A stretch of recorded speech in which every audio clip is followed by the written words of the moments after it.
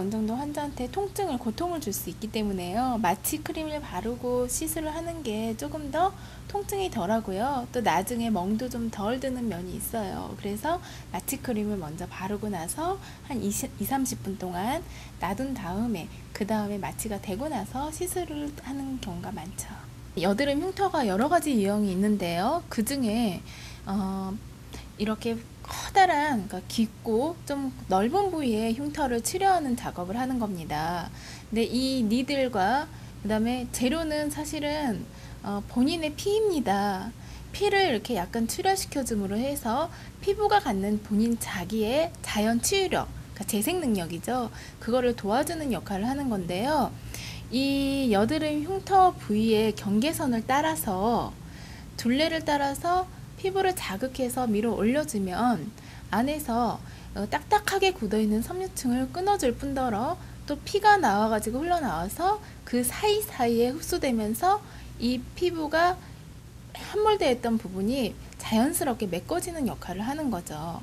그래서 이렇게 해서 이제 커다란 흉터를 먼저 해결을 한 이후에 얼음 성공 모양으로 해서 조금 더 깊고 좁은 면적을 차지하는 그런 흉터들은 또 MTS, DTS라고도 하고요. 요즘에는요. 이런 미세 롤러침을 이용해서 시술이 들어가게 됩니다. 이 모공과 모공 사이에 간격이 있잖아요. 그럼 그 모공 사이에 그 간격을 일부러 인위적으로 상처를 내는 거예요.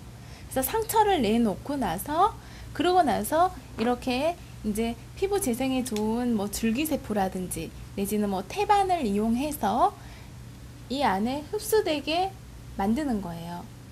이렇게 도포를 해 놓고요. 네. 흡수되게 한 다음에 이제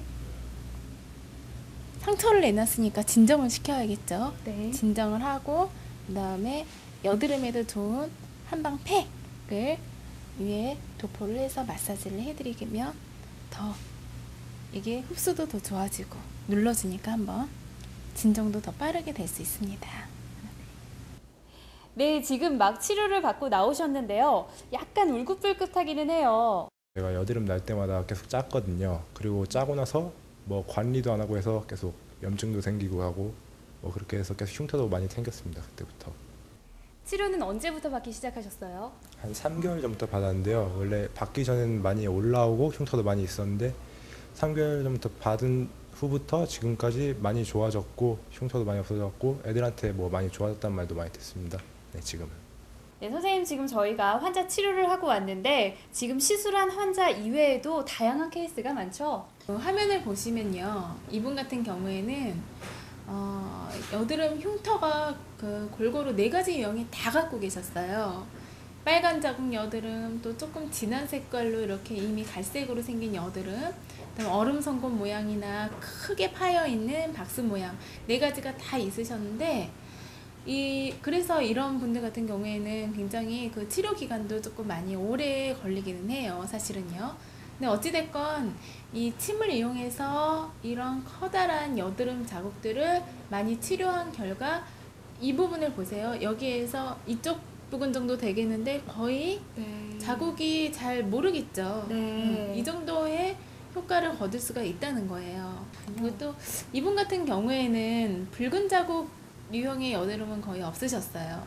근데 대신에 이제 중학교 때부터 이분이 지금 30살인데 중학교 때부터 여드름이 있어서 상당히 이게 만져보면 굉장히 딱딱하고요.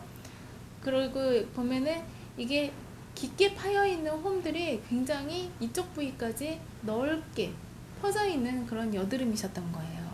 그러니까 대표적인 청소년기 여드름이 거쳐서 성인 여드름으로 지났다가 지금은 여드름 흉터가 남은 케이스죠. 근데 이분도 보시면은 굉장히 많이 좋아지셨어요. 특히 이쪽은 굉장히 색깔도 어둡고 파인 자국이 굉장히 진하게 남아있는 상태셨는데 많이 흐려진 모습들이 보이실 거예요. 네. 선생님 그러면 여드름 흉터를 양방에서도 치료하고 또 한방에서도 치료하는데 둘 간에 혹시 차이점이 있나요? 양방에서 치료하는 거는 제가 자세히는 모르겠습니다. 여드름 흉터 그쪽도 뭐 여러 가지 시술 방법을 이제 해서 여드름 흉터 치료를 하고 있는 걸로 알고 있는데요. 일단 저희 한방에서는 여러 가지 이제 결국에는 침의 응용이죠. 침술이 굉장히 요즘에 다양해져서 이 침으로 요즘에는 한방 성형도 많이 이루어지고 있는데요. 이 침을 가지고 물론 바늘의 그 두께의 차이지만 조금 더 깊은 흉터 아니면은 가는 흉터, 좁은 흉터 그런 것들을 침을 이용해서 자연적으로 어떤 큰 뭐 피부를 손상내지 않고 본인이 갖고 있는 자연 치유력을 출혈을 시킴으로 해서 재생력을 높여주고 또 밑에 콜라겐 형성을 빠르게 도와주는 역할을 하는 거예요. 네, 그렇군요. 선생님, 그러면 이 여드름 흉터를 치료한 다음에 혹시 주의해야 될 사항이 있나요? 아무래도 이제 여드름 흉터는 어느 정도 통증도 굉장히 있었고 출혈도 있었기 때문에 그날 치료하고 난 그날에는 사우나나 아니면은 출혈이 있는 상태에서 사람들이 많은 마트나 백화점 가지 않는 게 좋고요. 그 다음에 이제 술을 많이 드시면 순간적으로 혈액순환이 돼가지고 얼굴에 출혈이 잘 지혈이 안 되는 경우도 가끔 생기실 수가 있고요. 먹는 음식으로 너무 맵거나 열한 음식을 드시면 아무래도 안 좋겠죠. 그런 걸 좀 피하시길 바랍니다. 네. 네, 선생님, 그러면 시청자 여러분들께 여드름 흉터가 남지 않도록 평소 일상생활에서 실천할 수 있는 방법 알려주세요. 일단 여드름이 처음에 발생이 되면 초기에 잡는 것이 중요합니다.